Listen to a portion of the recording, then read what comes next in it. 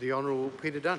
Mr Speaker, I want to begin by paying a tribute to the late Right Honourable Bob Tizard, who died just a few weeks ago. I'm one of the very few members in the House today who had the privilege of being here when he was a member. I see the Honourable Annette King and I acknowledge her. And I'm sure she will agree with me that Bob gave the appearance of being permanently irascible. Someone once said he was the most balanced man in the House. He had chips on both shoulders. But that actually belied a considerable intellect, terrific ability, and a form of warmth that meant that he did have a very strong sense of compassion for the underdog. I think he was a parliamentarian of an era that we do no longer have, and I think it's important to pay tribute to people like that, to span in Parliament from Walter Nash through to Mike Moore as Prime Minister. As a parliamentary candidate, he first stood in the 1951 waterfront election, so I pay my tribute to him and express my sympathy to his family on their sad loss and my appreciation, for one, at his tremendous contribution to our country. Mr Speaker, the Prime Minister's statement is a chance to talk about the direction that the country's heading in over the coming 12 months.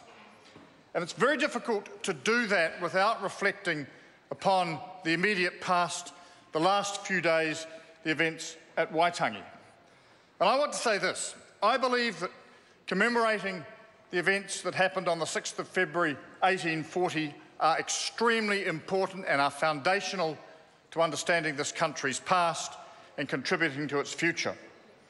But I'm also minded of the words that Norman Kirk uttered at a time when the Waitangi commemoration first became a national holiday in 1973, when he said, "This is a day for all New Zealanders, not just the people of Northland, for all New Zealanders to celebrate the unique gifts we possess by virtue of the fact that we are New Zealanders."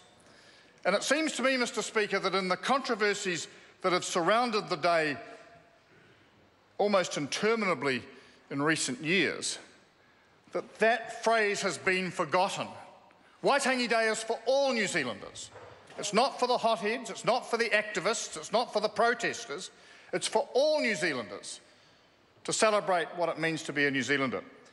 And I think that if it means that the Prime Minister feels inappropriate to go, so be it.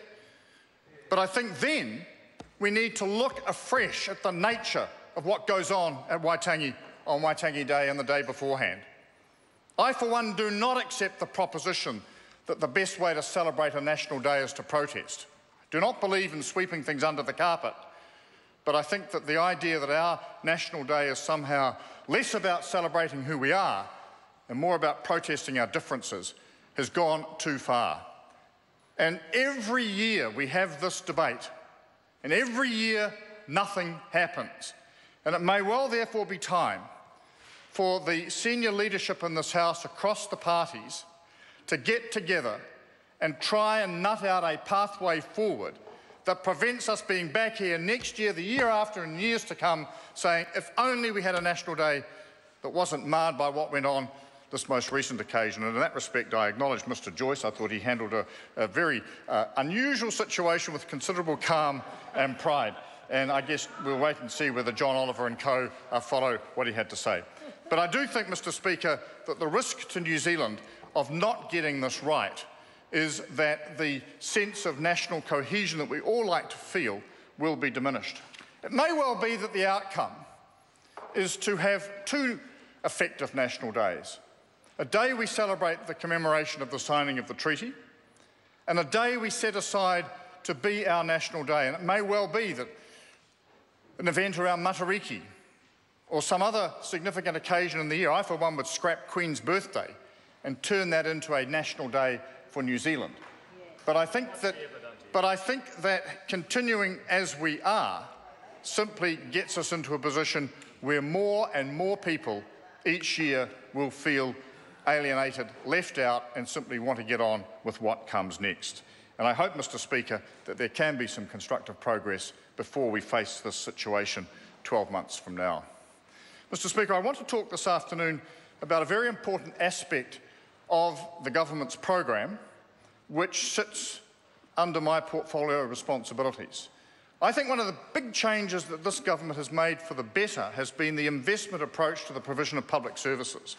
The fact that we actually seek to figure out what the cost of providing a service will be and what the gains to come from that will be before we simply plough money into it. And the development of the result areas has been very important in that regard, and I refer particularly to Result Area 10, which comes under my responsibility. Under Result Area 10, our ambition is to have 70% of the 10 most common government services provided to New Zealanders carried out online by 2017. We're just under 50% at the moment and are tracking well towards that. And that puts us in a very strong position internationally. I had the privilege last week of addressing giving the annual Digital Leaders Forum lecture at the House of Commons in London.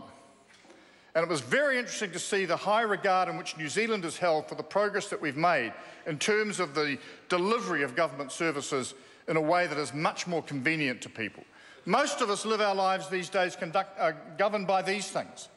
And most people do their banking, their travel, their insurance, and all range of other transactions watching the television at night. And they want to know more and more why their interaction with government in terms of government services cannot be carried out the same way. We've already made a start. The recent change to 10-year passports has seen the rate of passport renewal online go up by almost half, from somewhere in the low 40s in terms of percentages to now somewhere in the mid-60s. And people are getting used to the idea that you can do things online.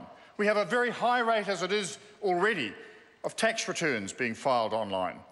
But there are many other things we can do to suit a citizen's convenience, to tailor government services in a way that meets the citizen's needs rather than the rigid structures of government. And that is quite a radical change. And Mr. Speaker, I'm very proud that New Zealand is part of what is known now as the D5, the Digital Five, the 5 most digitally advanced governments in the world. It's a very eclectic mix. Estonia, which leads because of their particular circumstances post the Soviet invasion, where they've literally rebuilt their entire bureaucratic system online. Britain, New Zealand, similar sorts of states making good policy progress. Korea and Israel, for whom the predeterminant of better online services has been national security. But the D5 is becoming more of some form of international working together and cooperation than just a talk shop. We've had a couple of meetings over the last 2 years. We're now planning to expand that process of interaction between our officials to make sure that the sorts of things we're doing both gel with what our citizens require, but also create opportunities for our IT industry locally. It's far more of an issue in Britain than here because of much larger size and capacity, but there is scope for doing that here, for bringing government and industry closer together in terms of the way in which we progress the development of key services to New Zealanders. Mr. Speaker, that will be a big priority this year. It's consistent with the transformational approach that this government is taking to the provision of services, and it's in line with what public expectations seek. You know, most people, when you talk to them, expect to be able to make contact with government online, expect to be able to do their business that way, and enjoy a measure of frustration when they find that they can't. I want to end with a little anecdote.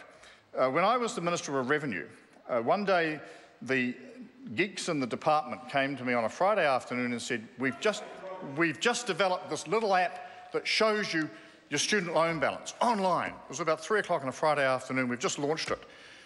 Saturday morning, I was in my electorate office and a constituent came in complaining about student loan repayment. So I smiled and said, I can help you here. We've got this little app that now does all these things and shows you exactly where things are. And she looked at me stone-faced and she said, I know, but I can't pay online, can I? And the point of that story is this. The app was barely 12 hours old, and this person, launched without fanfare, this person knew it was already there and knew what it didn't do. And I think that's the challenge we've got to keep in front of us. It's not so much what we can do, but the customer's expectation is always for that step more. And as we go through this transformation process, governments are going to have to put themselves in a position where they can meet that, yes, but what I want is this type argument. So, Mr Speaker, that's going to be an important priority this year, and I simply conclude by welcoming all members back to the House. I welcome Maureen Pugh to the House, and I'm sure we'll all have many robust debates over the next 12 months. Speaker.